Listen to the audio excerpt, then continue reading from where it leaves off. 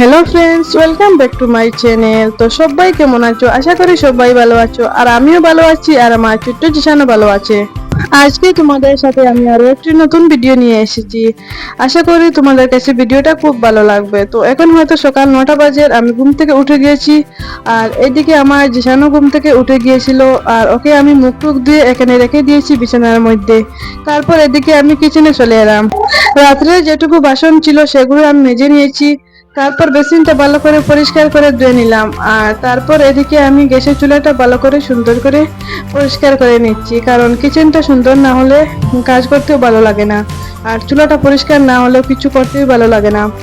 তো তারপর আমি এখানে সকালে উঠার পর চাল ভিজিয়ে নিয়েছিলাম একটু চালের পিঠা বানানোর জন্য।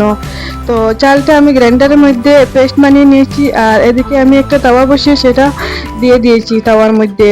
তো তাওয়ার মধ্যে দিয়ে এটা আমি ভালোভাবে ঘুরিয়ে দিচ্ছি। তো এটাকে আমরা গুড়ের পিঠা বা চিতল পিঠা বলে থাকি। তারপর এদিকে আমার পিঠাটা হয়ে গেছিল, আর ওদিকে আমি চা করছিলাম। তো আমার চাটাও হয়ে গেছে, আর চাটা আমি নামিয়ে নিয়েছি। তো নামিয়ে নেওয়ার পর আমি চা দিয়ে আর পিঠা দিয়ে সকালে নাস্তা করে নিলাম। তারপর আমার ছোট জিশানের জন্য আমি যে হোমমেড সেরেলেক বানিয়েছিলাম সেটা আমি ওকে বানিয়ে খাইয়ে দিলাম।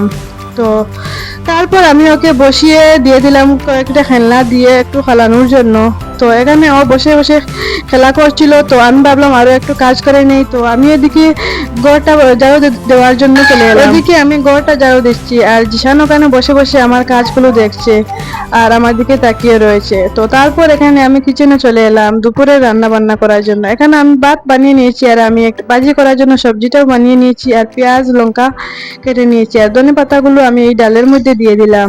তো ডালটা আমার হয়ে গেছে, এবার আমি ডালটা নামিয়ে নেব।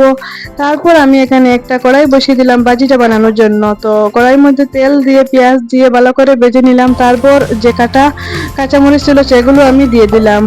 তো দেওয়ার পর কতক্ষণ সেটা ভেজে নিলাম। ভেজে নেওয়ার পর আমি যে সবজিটা বানিয়ে রেখেছিলাম সেটা দিয়ে দিলাম। দেওয়ার পর একটু লবণ দিয়ে দিলাম, আর একটু হলুদের গুঁড়া দিয়ে দিলাম উপরে, আর ভালো করে নাড়াচাড়া করে সবগুলো মিশিয়ে নিলাম। মিশিয়ে নেওয়ার পর এদিকে আমি একটা ঢাকনা দিয়ে সেটা ঘুরে দিয়ে আর গ্যাসের আগুনটা একেবারে কমিয়ে দিয়ে দিলাম। তারপর এদিকে আমি জিশানের জন্য খাবার বানিয়ে নিলাম, আর ও কিন্তু ঘুমিয়ে গিয়েছিল, তাই আমি সবকিছু করতে পেরেছি। আর তারপর এদিকে আমার বাজিটাও হয়ে গেছে। তো এখন আমি নামিয়ে নেব। তারপর আমি জিশানকে স্নান টান করিয়ে এখানে বসিয়ে দিয়েছিলাম খেলনা দিয়ে।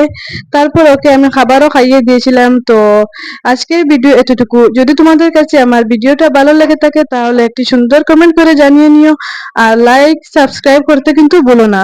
Bye bye.